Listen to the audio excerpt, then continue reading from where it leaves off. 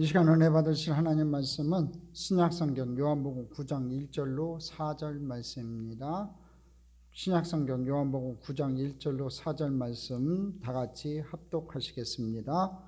예수께서 길을 가실 때 날때부터 맹인된 사람을 보신지라 제자들이 물어 이르되 랍비여 이 사람이 맹인으로 난 것이 누구의 죄로 인함이니까 자기이니까 그의 부모니까 예수께서 대답하시되 이 사람이나 그 부모의 죄로 인한 것이 아니라 그에게서 하나님의 하시는 일을 나타내고자 하심이라. 때가 아직 낮음에 나를 보내신 이의 일을 우리가 하여야 하리라. 밤이 오리니 그때는 아무도 일할 수 없느니라. 아멘. 할렐루야. 오늘 하나님의 크신 은혜와 은총이 오늘 이 귀한 밤 주님 앞에 나온 여러분에게 넘쳐나기를 주님의 이름으로 축원합니다. 야외전을 사모하는 자에게 하나님께서 복을 주세요. 여러분이 늘 주님을 사모하시고 하나님 앞에 나와 기도하실 때 하나님께서 여러분을 축복해 주실 줄 믿습니다. 자, 오늘은 드디어 이 요한복음 9장으로 들어갑니다. 오늘 합독한 말씀 요한복음 9장 1절로 4절 말씀 가지고 71장으로 이 날 때부터 속용된 자에 대해서 같이 공부해 보도록 하겠습니다. 자, 오늘 본문은 우리가 잘 아는 여러분 날 때부터 속용된 자, 맹인된 자를 고치시는 예수님의 이야기예요. 옛날 성경에는 속용으로 되어 있었는데 이 개역개정판으로 바뀌면서 맹인으로 바뀌었어요.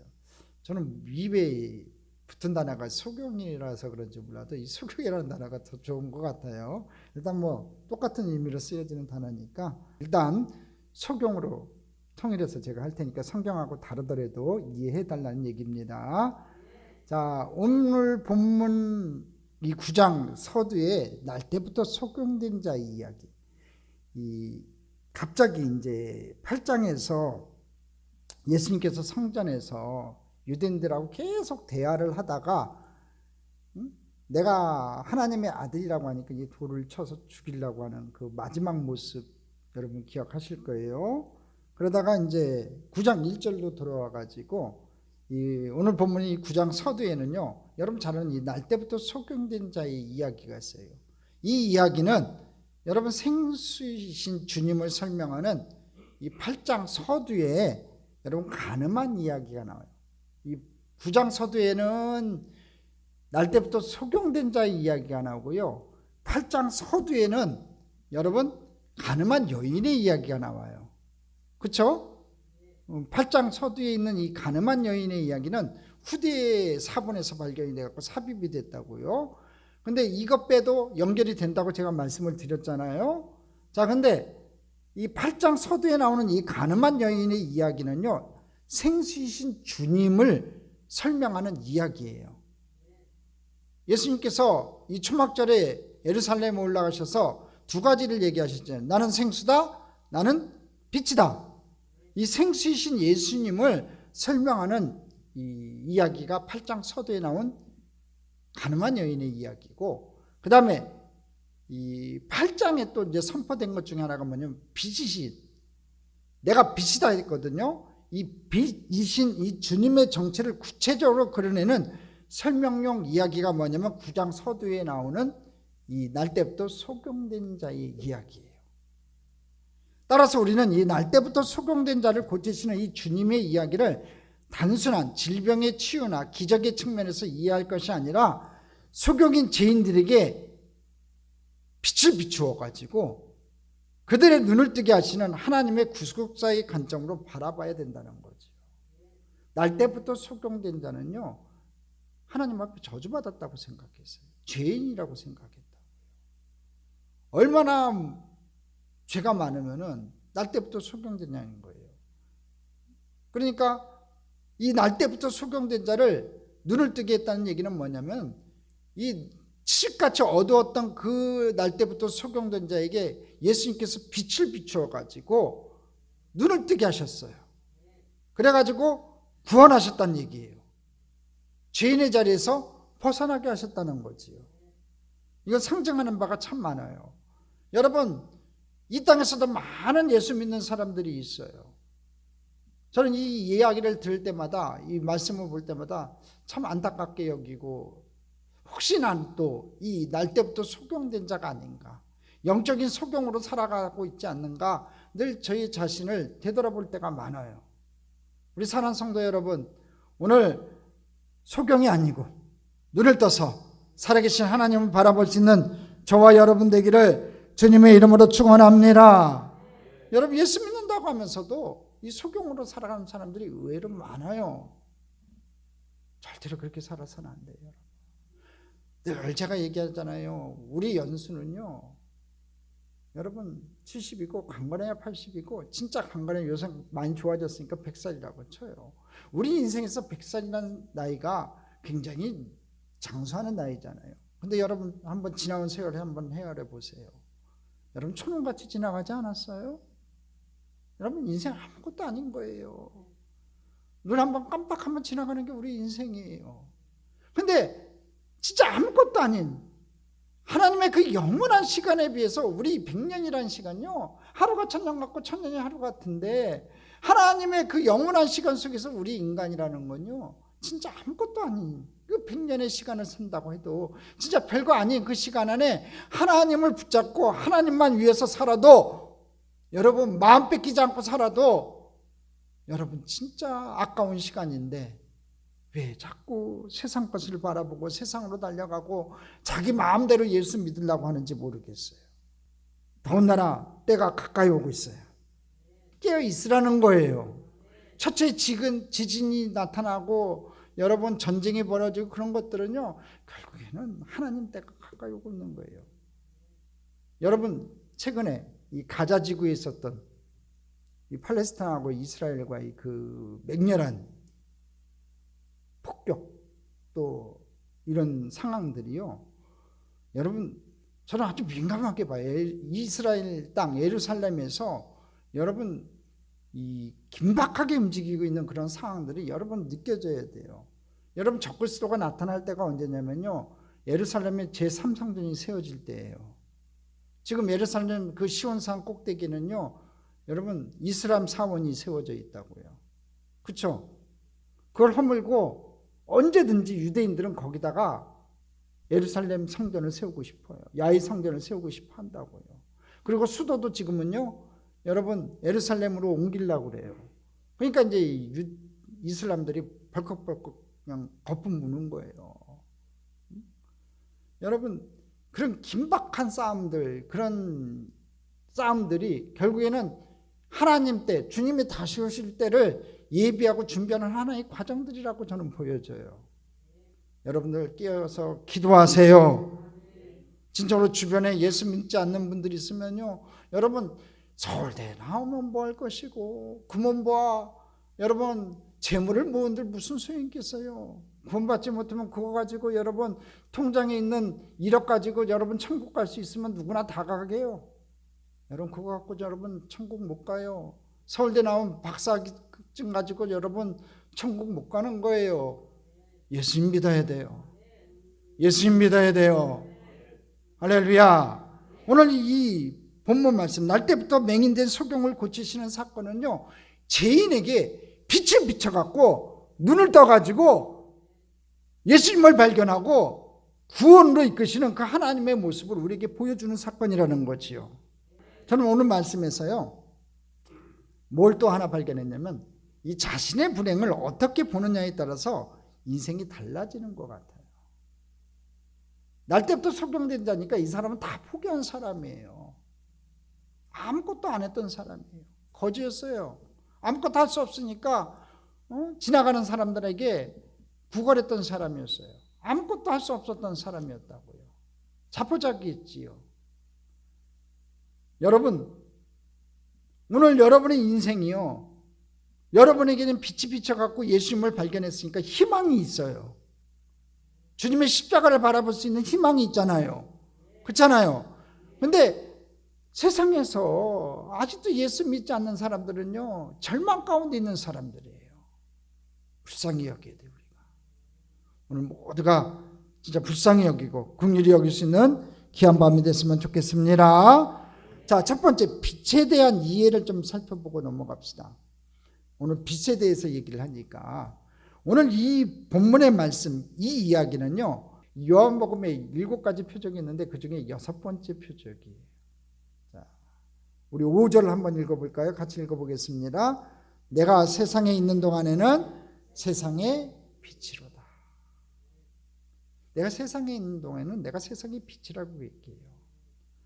오늘 본문에 등장하는 소경의 눈을 뜨게 하는 빛은요, 여러분, 예수님께서 나는 세상의 빛이라고 했잖아요. 이 빛이라는 단어에 동그라미 치시고요.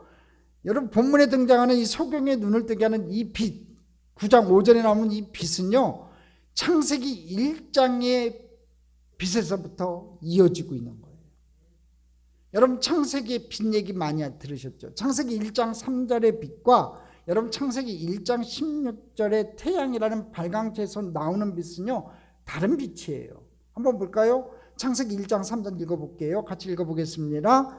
하나님이 이르시되 빛이 있으라 하시니 빛이 있었고, 요 빛이요, 이 온 천지가 암 가운데 있을 때 빛이 있으라 할 때 이 빛이야고요. 15절에 1장 15절 한번 보겠습니다. 또 광명체들이 하늘의 궁창에 있어 땅을 비추라 하시니 그대로 되니라. 광명체가 있어가지고 땅을 비추게 했다고 했죠. 땅을 비추라고 했잖아요. 여기서 나오는 빛하고요, 3절의 빛은요, 히브리어로 달라요. 자, 3절의 빛은요, 히브리어로 오르라는 단어고요, 오르라는 단어고, 이 16절에 이 비쳤다 할 때 이 빛은요, 메우라는 단어예요. 메우라는 단어인데, 우리가 방금 전에 읽었었던 요한복음 9장 5절에 내가 세상에 있는 동안에는 세상의 빛이라고 할 때 이 빛은요, 3절의 빛이에요.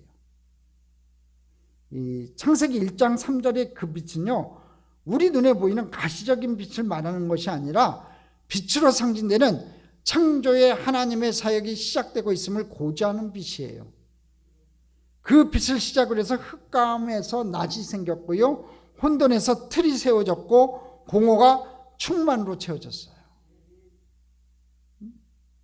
빛이 있으라 하시니 빛이 있었다. 온 세계가 어둠 가운데 있을 때 천지창조의 처음은 빛이었어요. 빛이 있으라니 빛이 있었다고요. 창조하신 하나님의 사역이 시작되고 있음을 고지하는 빛이에요. 그 빛은 요한복음 1장 서두에서 좀 더 자세하게 설명이 돼요. 바로 이 빛이에요. 요한복음 1장 1절로 5절 말씀 같이 한번 읽어볼게요. 같이 읽어보겠습니다. 태초에 말씀이 계시니라. 이 말씀이 하나님과 함께 계셨으니 이 말씀은 곧 하나님이시니라. 그가 태초에 하나님과 계셨고 만물이 그로 말미암아 지은 바 되었으니 지은 것이 하나도 그가 없이는 된 것이 없느니라. 그 안에 생명이 있었으니 이 생명은 사람들의 빛이라. 5절 빛이 어둠에 비치되 어둠이 깨닫지 못하더라. 자, 모든 만물을 창조하시고 생명을 주시는 빛, 바로 그 창조의 빛이신 성자 하나님 예수 그리스도가 죄로 말미암아 혼돈과 공허와 흑암의 상태인 날 때부터 소경된 자에게 찾아오셔서 그를 생명과 강명으로 새롭게 창조해내시는 구원의 사건이 바로 오늘 본문의 내용이라는 거지요. 자, 요한복음 1장 1절 한번 다시 건너가 보세요. 자, 태초에 말씀이 계시니라. 이 말씀이 하나님과 함께 계셨으니 이 말씀은 곧 하나님이시니라. 이 말씀이 누구라고 했어요? 예수 그리스도가 그랬잖아요. 그렇죠? 다음 예수님 넣어서 한번 같이 읽어볼게요. 태초에 예수님이 계시니라. 이 예수님이 하나님과 함께 계셨으니 이 예수님은 곧 하나님이시니라. 그가 예수님이 태초에 하나님과 함께 계셨고 만물이 예수님으로 말미암아 지은 바 되었으니 지은 것이 하나도 예수님 없이는 된 것이 없느니라. 예수님 안에 생명이 있었으니 이 생명은 사람들의 빛이라. 오늘 요한의 이 고백, 예수님 안에 생명이 있었는데 그 생명이 빛이라고 얘기해요. 근데 요한복음 9장 5절에 뭐라고 얘기해요? 내가 세상에 있는 동안에는 세상의 빛이라고 얘기해요. 지금 창세기 1장 3절에 하나님이 이르시되 빛이 있으라 하시니 빛이 있었다고 했잖아요. 근데 요한은 뭐라고 고백해요? 태초에 예수님이 함께 계셨고 만물이 그로 말미암아 지은 바 되었으니 지은 것이 하나도 그거 없이 된 것이 없다 얘기해요. 그러니까 하나님께서 창세기 1장 3절에 빛이 있으라 하시니 빛이 생겼던 그 상황, 그 창조의 상황에도 예수님이 함께 계셨다는 거예요. 그 창조의 빛이신 성자 하나님 예수 그리스도가 여러분 죄로 말미암아 혼돈과 공허와 흑암의 상태였던 이 날 때부터 소경된 자에게 찾아오셨어요. 그래갖고 생명과 광명으로 새롭게 창조해내시는 구원의 사건이 오늘 본문의 내용이라는 거지요. 여러분, 흑암과 사망에 갇힌 백성들을 건져내시는 이 참빛의 정체가 바로 전능하신 하나님이신 성자 예수 그리스도고요. 그 빛의 이야기가 오늘 본문에서 조금 더 구체적으로 그림으로 보여지고 있는 것이에요. 그러니까 요한복음 1장에 요한 사도가 고백했던 이 내용, 이 만물을 예수님께서 다 지으셨다. 하나님과 함께 지으셨다. 그 안에 생명이 있었다. 이 생명은 바로 사람들의 빛이었다. 그 내용이에요. 다 똑같은 내용이에요, 지금. 자, 그 이야기가 나중에 좀 더 구체적인 그림으로 보여지는 것이 뭐냐면요. 여러분, 골고다 십자가로 이어지는 거예요. 이 그림이요. 자, 잘 보세요, 한번. 여러분, 7장과 8장에서 참 생명수이시며 참 빛이신 주님은요, 오직 당신의 은혜로만 영생을 얻을 수 있음을 가르쳤어요. 7장과 8장은 다른 얘기 아니에요. 나로 말미암아 나를 믿어야지 참 생수이고 참 빛이신 나를 믿어야지 구원을 받을 수 있다, 그 얘기를 했거든요. 그런데 유대인들은요, 주님을 믿기는커녕 오히려 주님을 죽이려 했어요. 2번이나 죽이려 했잖아요. 또 빛을 꺼가지고 땅에 묻어버리라고 했다는 거예요. 요한복음 1장 5절 말씀처럼 빛이 어둠에 비치되 어둠이 깨닫지 못했던 거지요. 어둠에 비쳤는데, 여러분, 어둠 가운데 있을 때 빛이 비춰 좀 환하게 밝아져야 되는데요, 어둠이 깨닫지를 못해요. 소경이란 얘기죠. 칠흑같이 어둠, 그 칠흑같이 어두운 상황에서는요, 뭐가 비춰져야 되면 빛이 있어야 돼요. 근데 빛이 비춰졌는데도 불구하고 그 빛을 알아보지 못한다고 얘기했던 이 말씀은 뭐냐면요, 소경이란 얘기예요. 영적 상태가 소경이라고 얘기해 주는 거예요. 아무리 강렬한 빛을 비춰도요, 시신경이 완전히 마비된 소경은요, 어둠뿐이에요. 세상에 살아가는 사람들이 그렇다는 거죠. 그러니까 제가 아무리 설교를 열심히 하고 수많은 목사들이 아무리 설교를 하고 예수 믿으라고 아무리 얘기를 해도 여러분 깨닫지 못하고 하나님 앞에 무릎 꿇지 못하는 그 상황은 뭐냐면요, 그 영혼이 영적 소경이라는 것을 보여주는 거예요. 불쌍히 여겨야 돼요. 빨리 가서 그 눈을 여러분 뜨게 해줘야 돼요. 그를 위해서 우리가 기도해야 돼요. 그냥 유대인들 보세요. 아무리 설명을 해봐도 7장 8장에 계속 예수님하고 대화를 하잖아요. 그럼에도 불구하고 눈을 못 떠요. 예수님이 하나님이신 것을 발견하지 못해요. 요한이 그 얘기한 것처럼 하나님과 함께 계셨다, 아무리 천지창조 때부터 계셨던 하나님이라고 얘기를 해도 못 알아들어요. 예수님께서 직접 얘기해도 못 알아들어요. 나는 그분과 함께 있었다, 나는 그분이 얘기하는 것만 얘기했다, 아브라함도 나를 보고 기뻐했다, 아무리 얘기해도 못 알아들어요. 진리의 객관적 제시만으로는요, 인간들이 그 진리를 이해하지 못하더라는 거예요. 진리를 예수님 입장에서 객관적으로 제시를 했지만 여러분, 인간들이 그 진리를 이해하지 못하는 거예요. 세상 사람들은 이해하지 못하는 거예요. 예수님이 구세주 된 거, 성육신한 사건도 이해 못해요. 여러분, 구원은요, 객관적 진리를 여러분 공부해서 주어지는 게 아니에요. 구원은요, 하나님께서 택하시고 하나님께서 인도하시고 하나님께서 작정하셔서 구원의 반열로 끌어주셔야 돼요. 여러분 그를 놓고 하나님의 은혜, 그게 은총이라는 거예요. 여러분 어거스틴 아시죠? 이 가톨릭이나 이 개신교나 신학적 뿌리는요 지금도 어거스틴이에요. 뭐 칼빈도 아시고 루터도 아시고 다 아시지만 여러분 바울의 신학도 중요해요. 바울이 신학적인 뿌리를 내렸던 초대교회가 있게 했던 바탕이 누구냐면 바울이었던 거고, 그 다음이 누구냐면 어거스틴이에요. 이 어거스틴, 그 어거스틴이 했던 유명한 구원에 관련된 여러분 유명한 말이 있었어요. 어거스틴이 젊었을 때는요, 이제 하나님 앞에 다시 되돌아와서 처음 신학할 때, 처음 사역할 때는 어떤 사고를 가졌었냐면 구원은 인간의 노력에 힘에 의해서 될 수 있다고 생각했었어요. 그런 사고가 많았거든. 젊은 때는 그래요.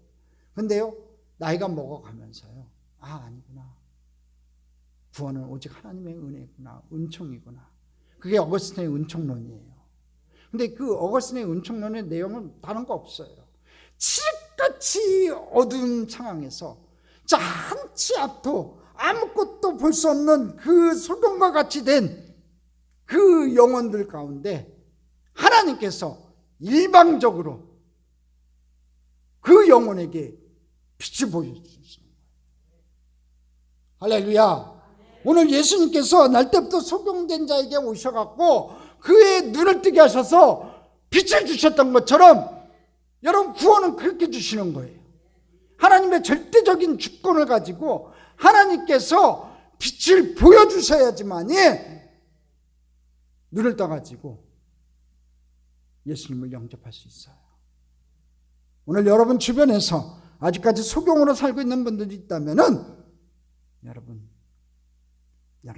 진정으로 다가가서 지혜의 복음을 온전히 증거하는 축복의 백성이 됐으면 좋겠습니다. 그리고 열심히 기도해 주세요. 그 영혼이 구원받도록, 하나님의 구원의 빛이 비춰지도록, 어둠 가운데서 방황하지 않고 진짜 하나님의 빛이 비춰져 갖고 하나님의 인도함을 받는 축복의 영혼이 되게 해달라고 기도해 주세요. 우리는 7장과 8장을 통해 그 부분에 대해서 확실하게 공부를 했어요. 그래서 이제 표적을 보여주는 거지요. 자, 두 번째, 이제 날 때부터 맹인 소경에 대해서 한번 살펴보겠습니다. 1절을 읽어보겠습니다. 같이 이렇게 읽어봅니다. 예수께서 길을 가실 때 날 때부터 맹인된 사람을 보신지라. 자, 예수님께서 길 가실 때 날 때부터 소경된 사람을 보셨어요. 그러니까 이제 성전에서 나와서 바로 이어서 이 길 가다가 이 소경을 본 것 같지는 않아요.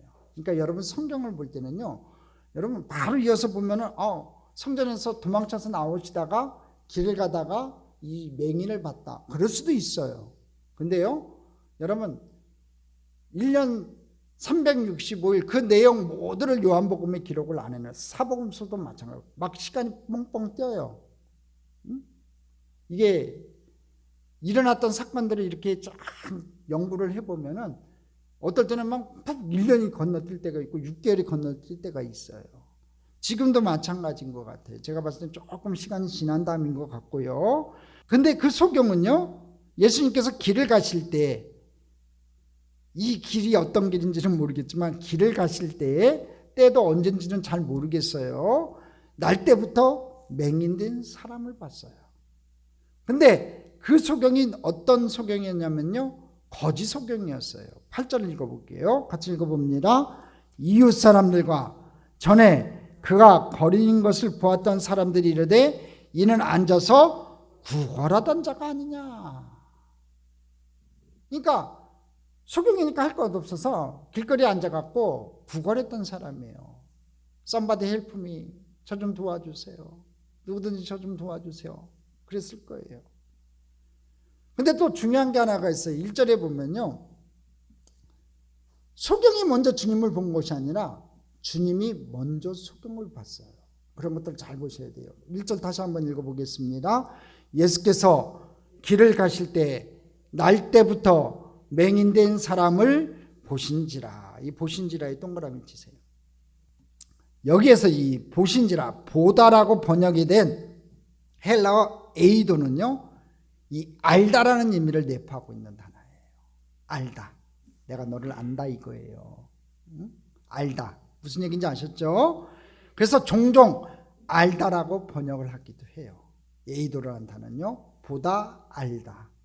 보니까 알았겠지요. 뭐 여하튼간에 잘 알다. 그 속 사정을 알고 있었다는 얘기겠어요. 그러니까 주님은 우연하게 지나가다가 불쌍한 소경을 발견하신 것이 아니라 이미 그가 어떤 사람인지 알고 계셨으며 알고 있는 그를 찾아가셨다는 얘기예요. 그렇게 해석하는 게 맞는 것 같아요. 그러니까 이 소경이 길거리에서 여러분 거지로서 구걸하고 있었던 그 내용을 예수님은 이미 알고 있었고 그래서 주님이 찾아가셨다는 내용이라는 거죠. 근데 소경은 주님이 오신지도 몰랐을 뿐만 아니라 주님의 이름을 부르지도 않았어요. 주여 주여 하지도 않았어요. 그는 주님이 누구신지도 몰랐고 주님이 어떤 능력을 가지신 분이신지도 몰랐어요. 소경이니까 어디 갈 수가 없잖아요. 귀는 뚫려 있었겠지요. 지나가던 사람들이 얘기는 들었을 거예요. 그렇죠?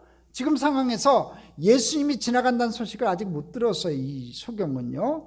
따라서 그는 주님께 눈을 뜨게 해달라는 부탁도 할 수 없었어요.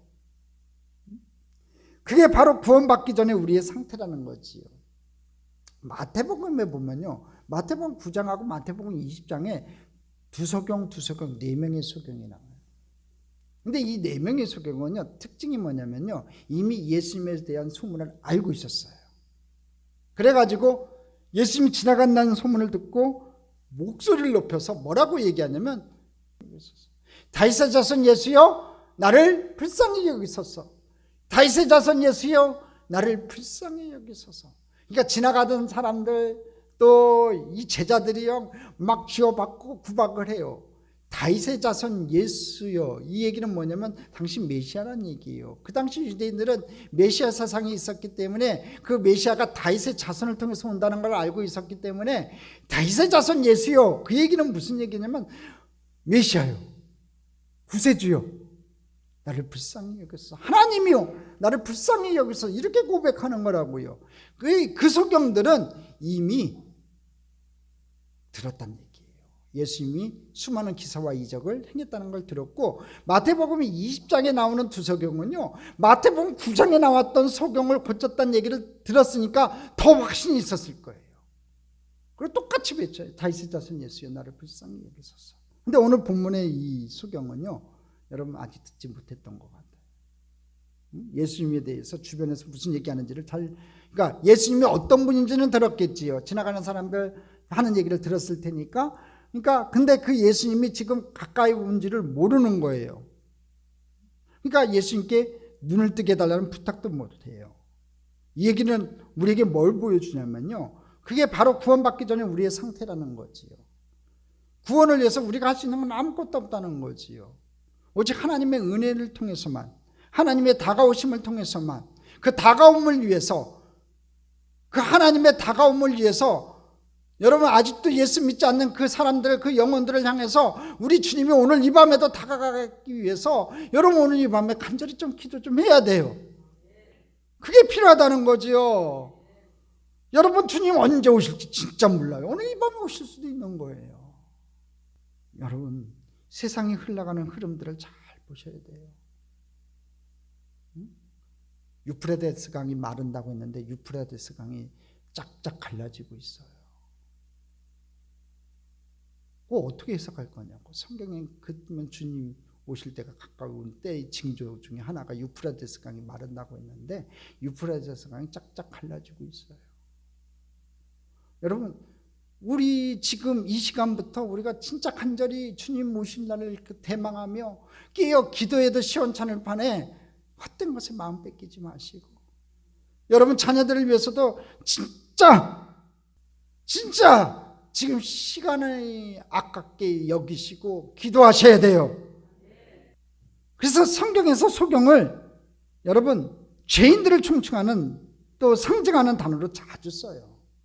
아무것도 못하고 있잖아요, 이 소경이.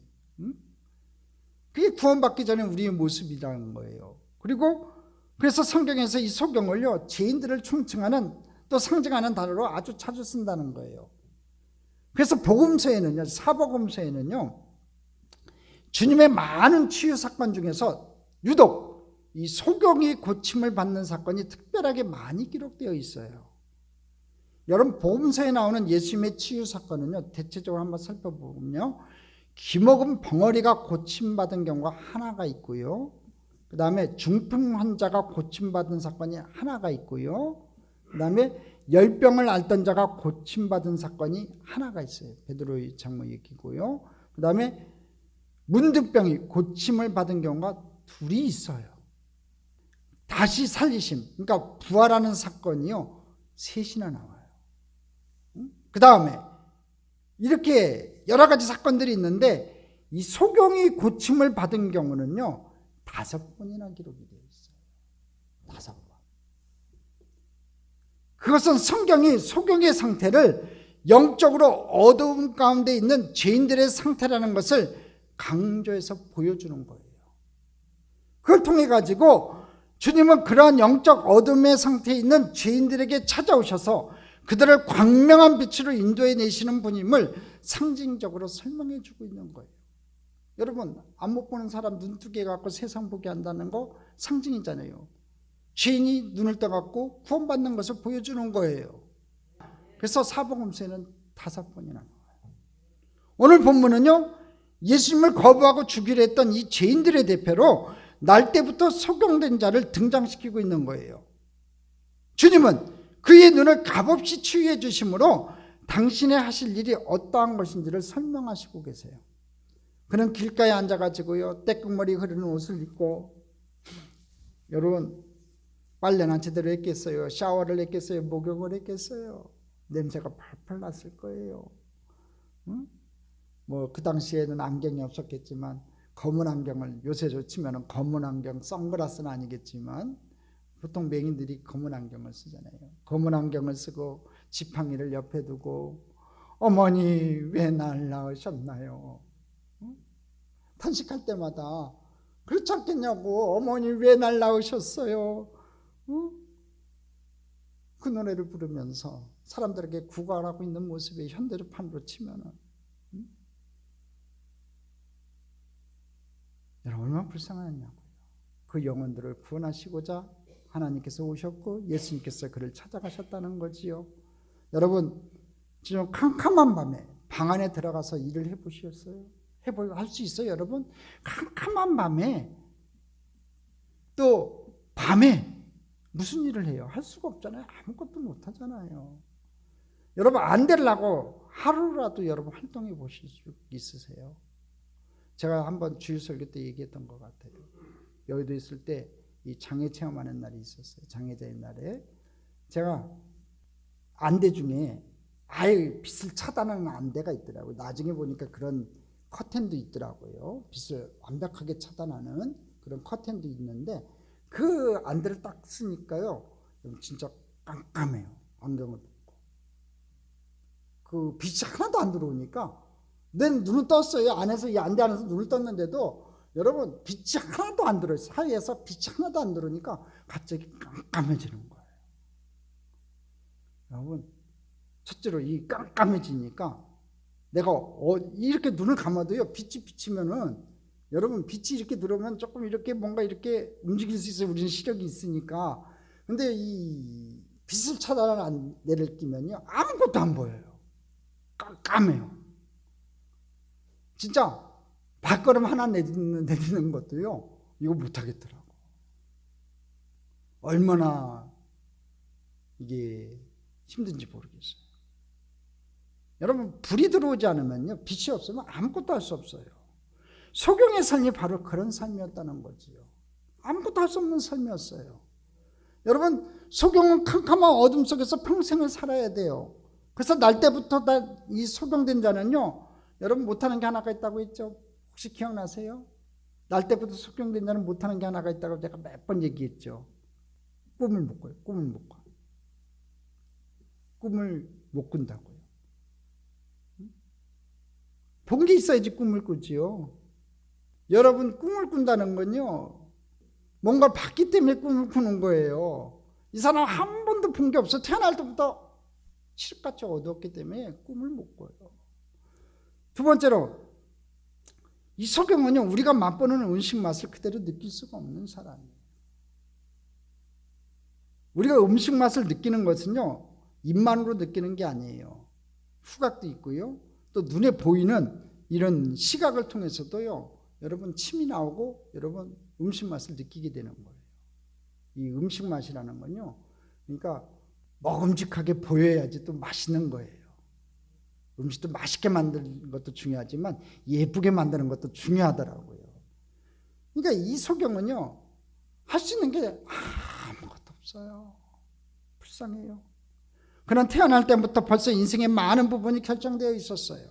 그는 스스로 할 수 있는 일이 별로 없었어요. 그는 아무것도 할 수 없다는 절망의 어둠밖에 없었어요. 모든 것이 결정된다는 운명의 어둠, 나를 왜 이렇게 만들었냐는 조물주에 대한 원망의 어둠이 그에게 있었을 거예요. 근데 우리에게도 이런 어둠이 있다는 거지요. 이 어둠에서 빨리 벗어나야 돼요. 할렐루야. 그 어둠 가운데 있는 자들을 빨리 이끌어내야 돼요. 그를 위해서 오늘 이 밤에 간절히 기도할 수 있는 저와 여러분 됐으면 좋겠습니다. 세 번째, 누구의 죄인가 하고 이제 다툼이 일어나요. 한번 보겠습니다. 주님이 이 소경을 찾아가셨을 때 주님과 함께 있던 제자들이 주님께 물어요. 2절을 한번 읽어보겠습니다. 제자들이 물어 이르되 랍비여, 이 사람이 2절 9장 2절 같이 읽어보겠습니다. 제자들이 물어 이르되 랍비여, 이 사람이 맹인으로 난 것이 누구의 죄로 인함이니까? 자기이니까 그의 부모니까? 제자들이 지금 예수님한테 뭐라고 호칭하는 줄 아세요? 랍비요 그래요. 랍비요. 이 랍비라는 호칭도 대단한 호칭이에요. 여러분 진짜 큰 스승한테만 붙일 수 있는 호칭이니까 위대한 스승이라고 얘기하는 거니까 존칭어는 맞아요. 근데 예수님께서 8장까지 무슨 얘기했어요? 7장 8절에 내가 하나님의 아들이다, 내가 하나님이다, 내가 생명이다, 내가 빛이다 얘기하고 있는데 지금 뭐라고 하냐면 랍비요 그래요. 제자들은 못 알아들었다는 얘기죠. 제자들조차도 못 알아들었다는 얘기예요. 지금 유대인들과의 대화, 이 요한복음에서 나오는 유대인들은 이 적대자들을 상징한다고 했잖아요. 요한은 그런 의미로 썼던 것 같아요. 제가 보니까 구절구절 유대인들은 할 때는요, 이 예수님의 적대자들을 지칭할 때 이렇게 썼을 가능성이 많은 것 같아요.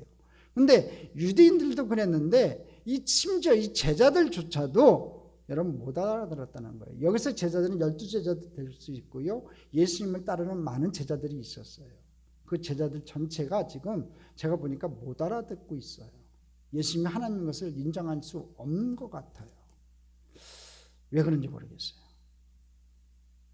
근데 이 제자들이요, 이 소경을 보자 심각한 질문을 했어요. 첫째 무슨 질문했냐면 세 가지 질문했는데, 이 사람의 불행이 어떤 사람의 죄로 인한 것이냐고 묻고 있는 거예요. 이 질문은 지금 2절의 질문은요, 이 사람이 불행이 어떤 사람의 죄로 인한 것이냐, 첫째. 두 번째, 죄라면 그 사람의 죄냐는 거예요.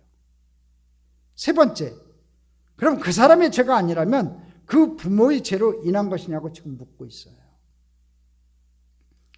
즉 무슨 얘기냐면 2절을 통해서 우리가 발견할 수 있는 게 뭐냐면요, 제자들은 이 불행의 원인을 죄에서 찾고 있다는 거예요. 죄.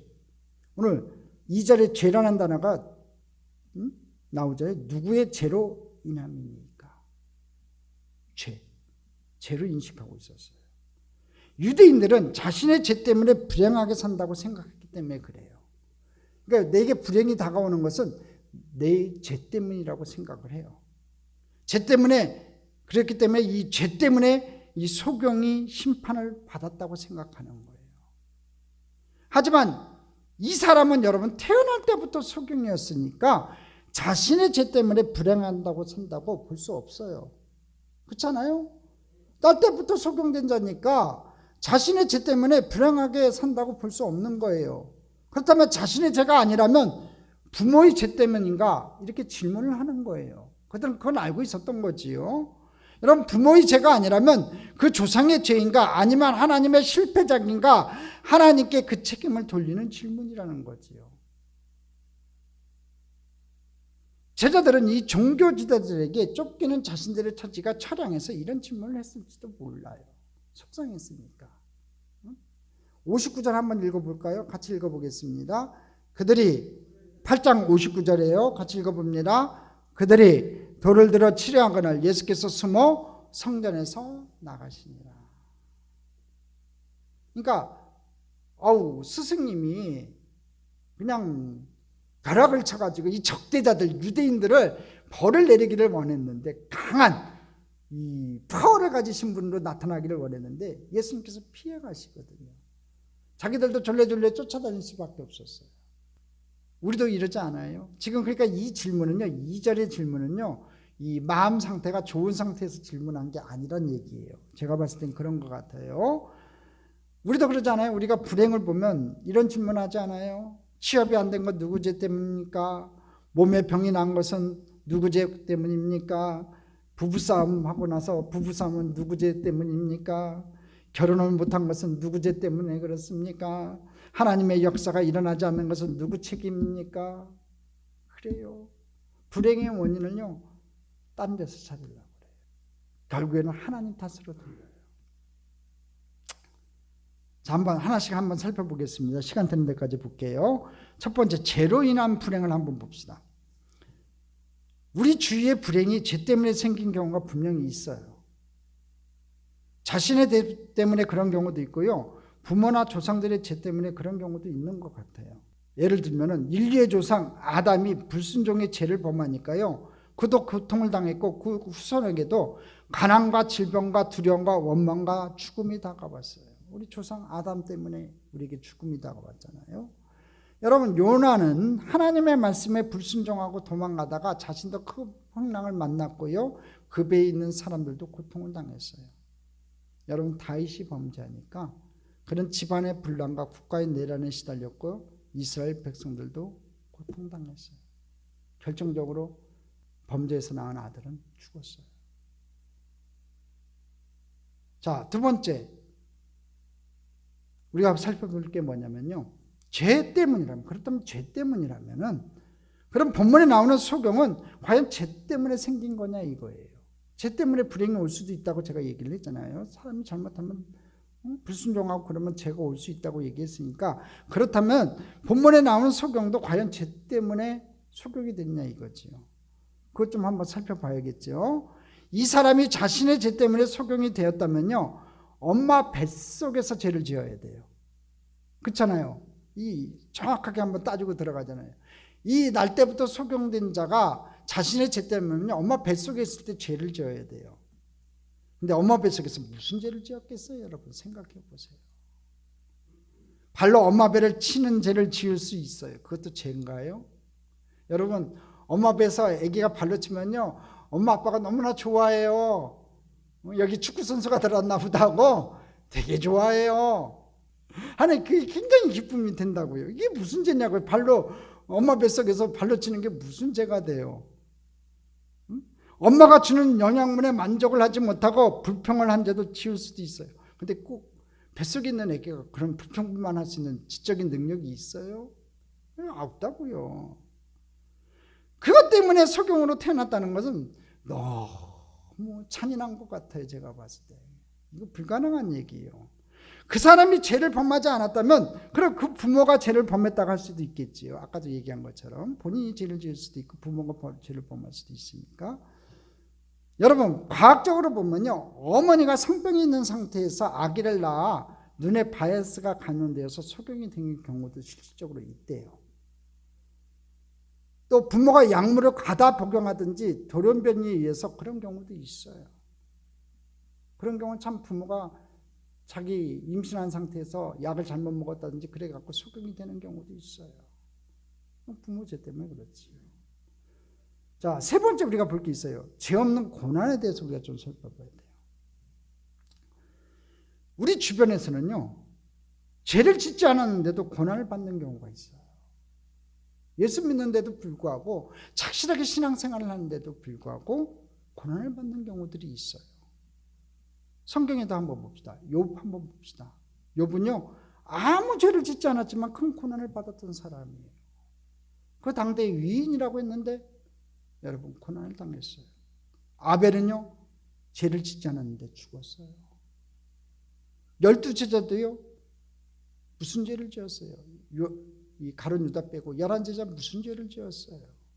그럼에도 불구하고 여러분 요한 빼놓고 나머지 다 순교당했어요. 그러므로 우리가 죄 때문에 고통을 당하더라도요, 누구의 죄 때문에 불행이 왔느냐고 질문하는 것은 좋지 않은 것 같아요. 누구 때문에 원인을 다른 데서 돌리시면 안 돼요. 고난이 올 때는요. 근데 당시 유대인들은요, 모든 고난과 불행과 질병을요, 죄의 결과로 이해를 하고 있었어요. 그러니까 이 제자들이 이렇게 얘기하는 거예요. 물론 그러한 것들이 죄의 결과, 인간들에게 찾아온 사망의 증상들인 것은 사실이에요. 여러분, 고난과 불행과 질병이 찾아온 것에 그 근원적 뿌리를 찾아 올라가 보면요, 아담의 범죄 때문이에요. 모든 죄의 근원은 아담의 범죄 때문에 그런 거예요. 그러나 인간들이 그들의 현재 겪고 있는 모든 고난과 불행과 질병의 직접적인 원인을 당사자의 죄라고 이해하는 것은 커다란 오해예요. 하나님은요, 그런 하나님이 아니시라는 거예요. 욥 보세요. 욥이 무슨 죄를 지어서 그에게 그런 고난이 닥쳐왔냐고요. 그런 고난을 당했냐고요. 욥에게 닥친 고난은요, 그 욥이 당한 그 질병은요, 욥의 범죄와는 무관한 것이었어요. 그럼 왜 이렇게 제자들이 질문했을까 한번 생각을 해봐야 돼요. 제자들의 질문은요, 당시의 철학과 신학에 이교 사상이 많이 침투해 있었음을 우리에게 지금 보여주고 있어요. 그러니까 이 신학적인 것에 이 바이러스가 침투하면 이게 문제가 생기는 거예요. 그러니까 제대로 믿어야 되고 제대로 배워야 돼요.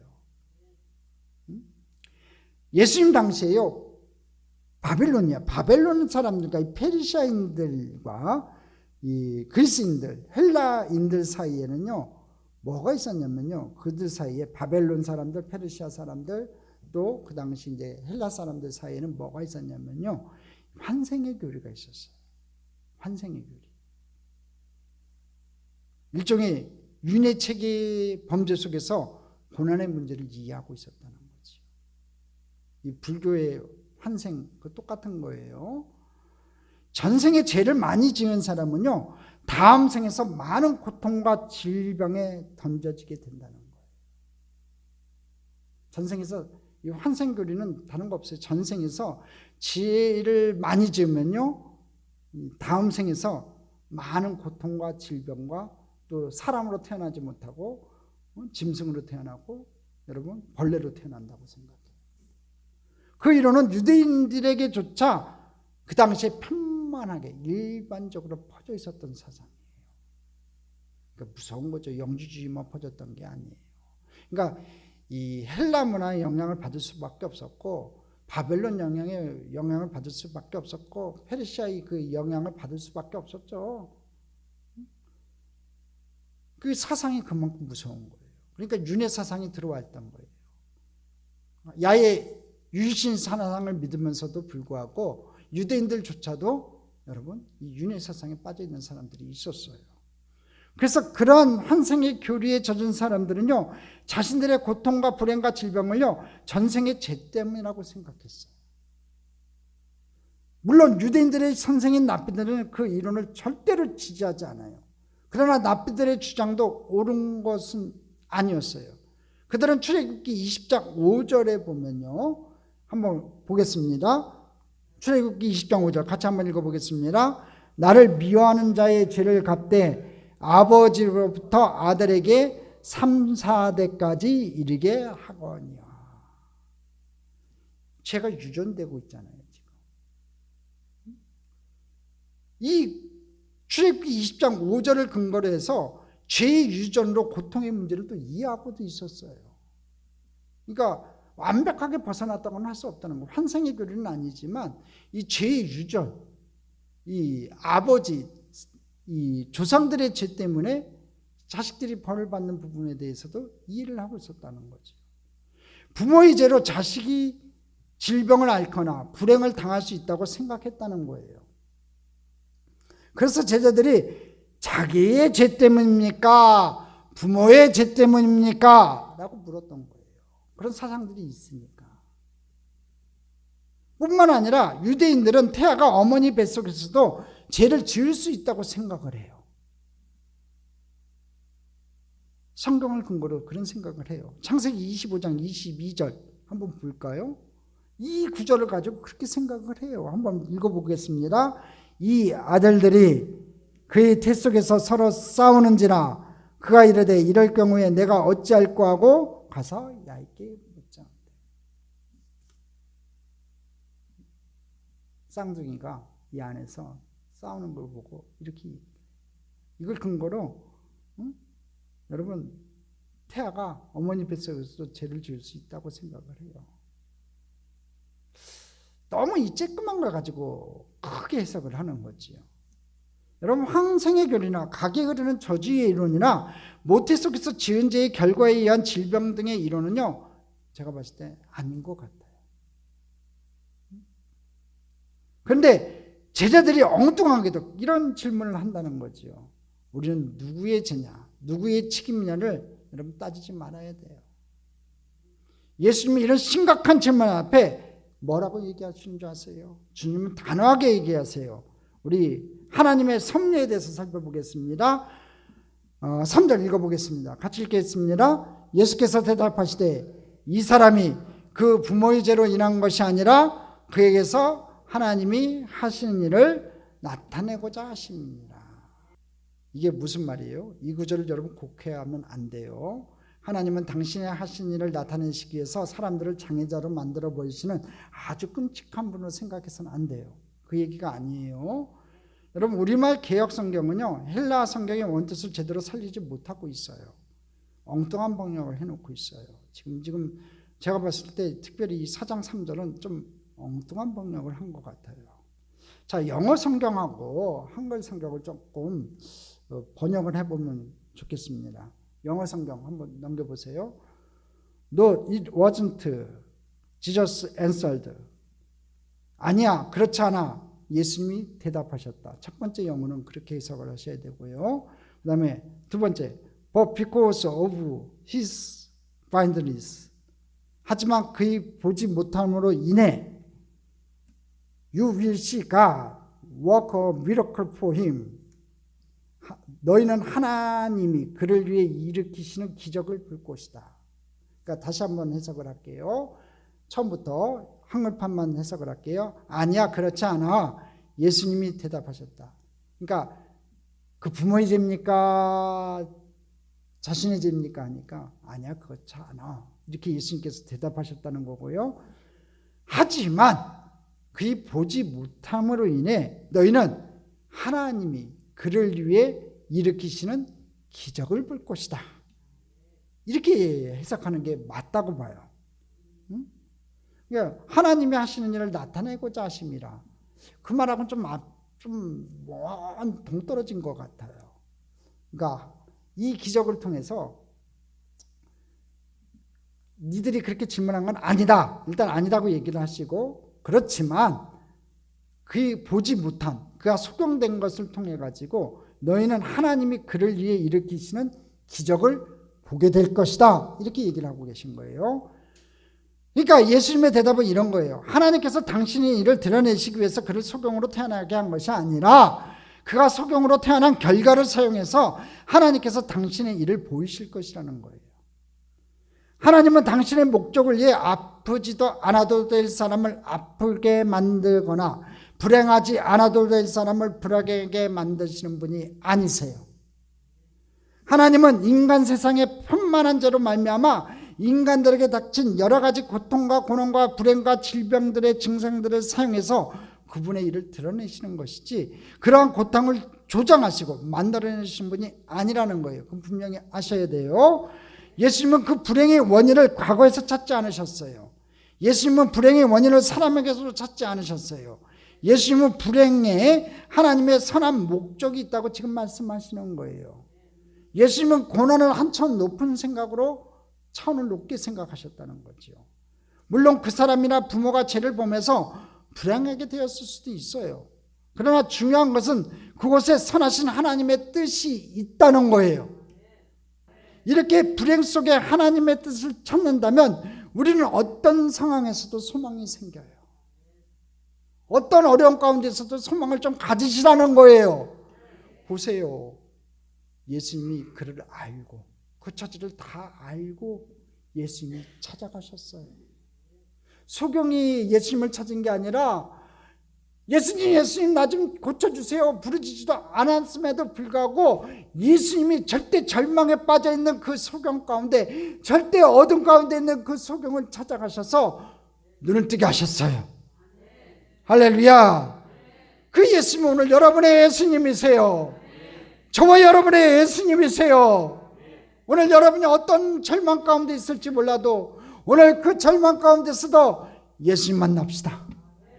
예수님 영접합시다. 여러분 주변에 안 믿는 사람들에게 그 예수님 증거합시다. 그래서 많은 사람들의 눈을 뜨고 그 주님을 영접할 수 있는 귀한 은혜가 있는 축복의 밤 되기를 주님의 이름으로 축원합니다. 축원합니다. 축원합니다.